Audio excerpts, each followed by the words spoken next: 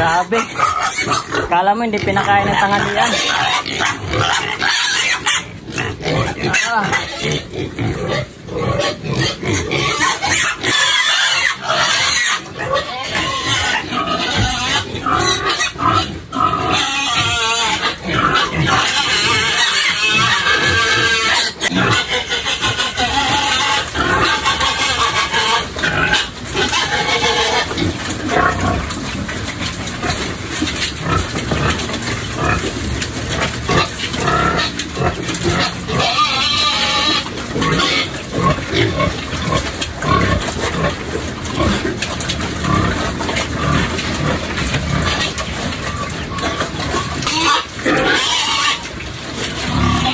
Parang gutom na gutom. Kinakain naman to kayo ng tanghali.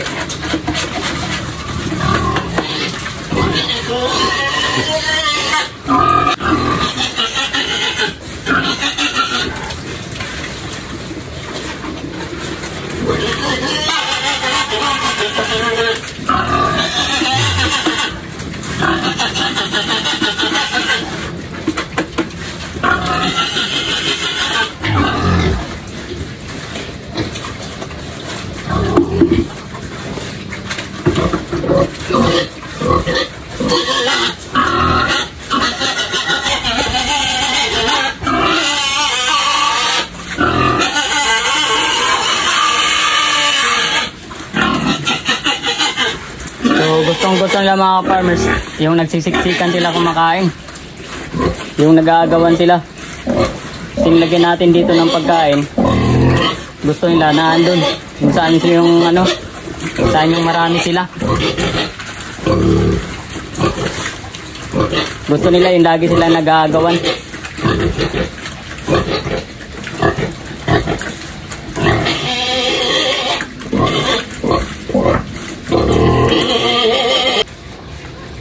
So balik na tayo sa normal na pagkain nila mga ka-farmers, which is yung 1.8 per servings. At bukas 1 month na sila. So hopefully normal sila lahat bukas, walang maging problema, para makapagturok na rin tayo ulit ng purga, makapagpurga tayo ulit.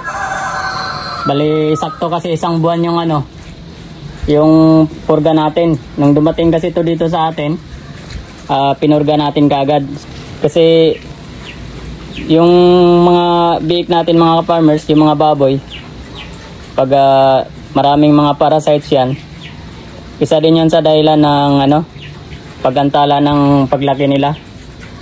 So dapat mapatay natin lahat yung ano, yung mga parasites na nasa loob ng katawan nila. So sa ngayon medyo malalaki na talaga sila. Yung katawan nila parang hindi na pang 1 buwan. Tingin ko may magtitimbang na dito ng 20 kilos. Parang mga 1, 2, 3, 4, 5, 6. Parang mga 6 na piraso. Magtitimbang ng 20 kilos to. Ito talagang ano na yan. Siya talaga yung pinakamalaki. Broskong-brosko yung ano, katawan niya. Babae yan, pero tingnan nyo yung ano, balikat. So yung 1.8 parang saktong-sakto lang talaga sa kanila mga farmers. At saka kaninang alas 3 nagbigay tayo dito ng ano, mga kalahating kilo na dry feeds lang binigay natin. Tapos naglagay tayo ng ano, binigay natin ng tubig. Yan yung drinker na yan, tatanggalin natin bukas yan. Actually dapat ngayon kaso nabisi tayo. So tatanggalin natin yung bukas. Lilinisin natin yung mga nipple.